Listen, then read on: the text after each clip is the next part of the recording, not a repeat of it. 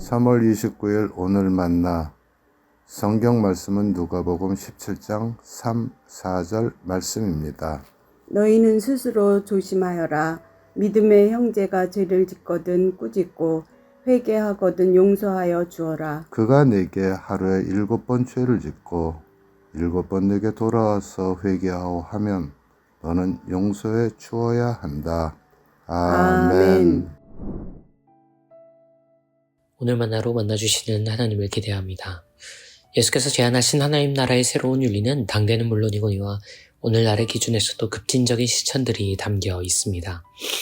오늘 우리가 함께 읽은 말씀, 용서의 무한 반복은 원수를 향한 사랑과 함께 그 급진성을 고찰할 때 자주 언급되는 사례 중 하나입니다. 우리에게 더 잘 알려진 것은 마태복음의 버전입니다. 마태복음의 유명한 용서의 무한 반복은 베드로의 물음으로 촉발됩니다. 주님, 저의 자매 형제가 저에게 거듭 죄를 지으면 제가 몇 번까지 용서해 주어야 하나요? 7번까지면 되겠습니까?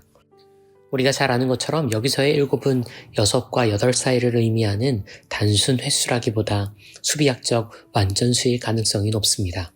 베드로는 그가 제안할 수 있는 최대치를 예수께 여쭌 겁니다. 다만 베드로가 상정한 최대치는 그 한계가 정해져 있습니다. 상식의 수준을 넘어설 정도로 완전에 다다른 큰 아량의 용서일지라도 어떠한 한계 수준이 있지는 않은지 그는 예수께 여쭙고 있는 겁니다. 이에 예수는 아연실색할 답변을 주시지요. 7번씩 7번일지라도 용서해 주어야 합니다. 예수는 완전수의 완전수를 곱하십니다.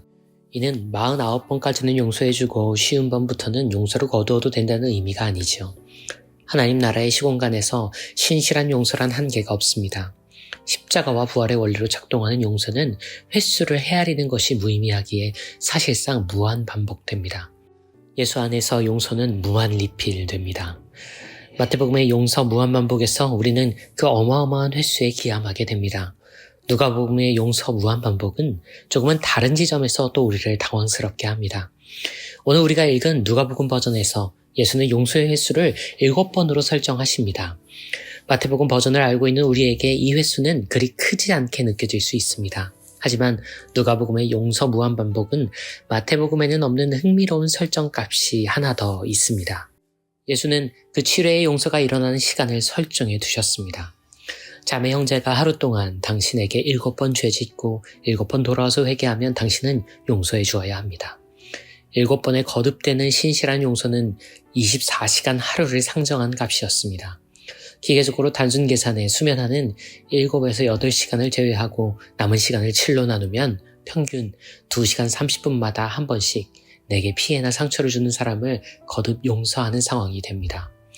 물론 이 계산도 그저 상황을 보다 와닿게 설명하기 위해 한 우스꽝스러운 시뮬레이션이라는 점을 알고 계시지요. 누가복음에서도 7은 산술적 숫자가 아닌 수비학적 완전수입니다. 누가복음은 마태복음과 마찬가지로 신실한 용서란 제한되지 않는 무한한 것임을 다른 설정과 의미로 재강조한 것에 다름 아닙니다. 이 말씀들에 익숙한 그리스도인들은 용서에 대한 부담과 강박에 시달리는 경우가 참 많습니다. 사실상 무제한의 용서를 베풀어야 한다는 것으로 일으켜 반복되는 어려움과 상처에도 불구하고 거의 초인간적 실천을 강제하는 메시지로 통용되곤 합니다. 그리고 이는 적지 않은 현실에서 피해자들에게 무조건적이고 기계적인 용서를 요구하는 폭력으로 작동하기도 합니다. 이런 부작용들은 압도적인 용서의 스케일에 사로잡힌 나머지 우리가 간과하고 있는 측면이 있다는 점을 방증합니다. 마태복음과 누가복음에서 용서의 대상이 누구인지 우리는 보다 면밀히 주목해야 합니다. 베드로의 질문과 예수의 설정에서 용서를 받는 대상은 나의 자매 형제, 즉 믿음의 사람들입니다.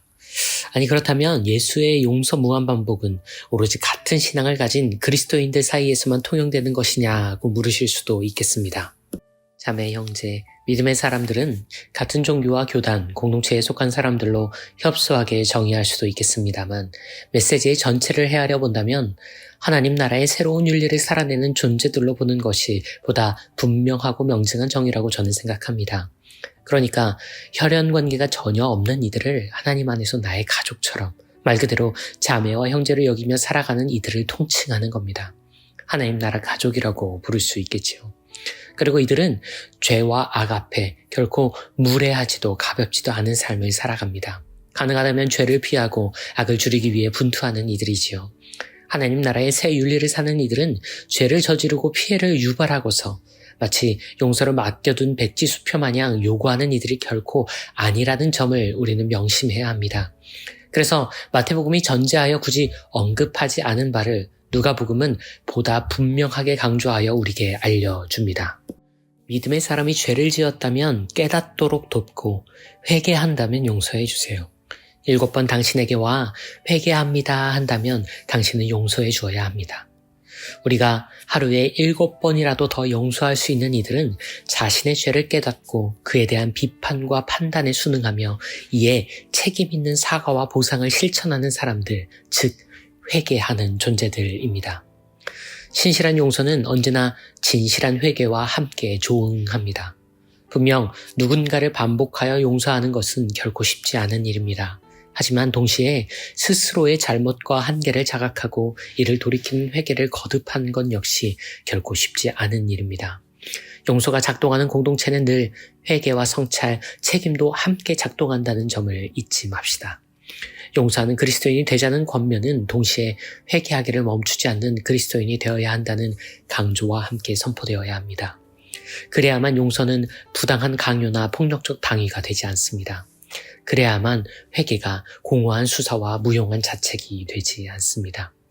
진실한 회개와 신실한 용서의 화학작용만이 정죄와 원한이 없는 회복과 화해를 공동체 안에 가득케 합니다. 그래서 그리스도교의 회개와 용서는 개인의 역량이 아닌 공동체의 반복 경험이어야만 합니다.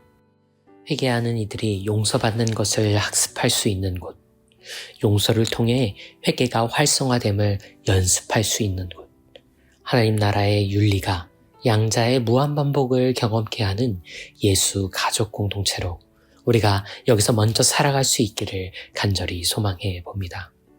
주님, 용서와 회개가 하나의 순환운동임을 배웁니다. 진실한 회개가 신실한 용서로 이어지게 하소서. 용서의 반복이 회개의 반복과 연결되게 하소서. 이 급진적인 윤리의 실험이 먼저 우리 공동체 안에 이루어지게 하소서. 이 끝이 없는 사랑의 반복이 여기 예수 가족들 통해 작동하게 하소서. 한평생 회개하라 외치시고 그 생명 용서 위에 바치셨던 그리스도 예수님 그 이름으로 기도합니다. 아멘. 2가지 제목으로 기도합니다. 먼저 진실한 회개와 신실한 용서가 함께 반복되는 우리 삶과 공동체 한국교회가 되기를 소원하며, 이어서 사순절기 그 회개와 용서의 순환을 십자가와 부활의 길 따르며 학습되고 훈련되도록 기도하신 뒤에 이어서 개인의 기도로 경건을 이어갑니다.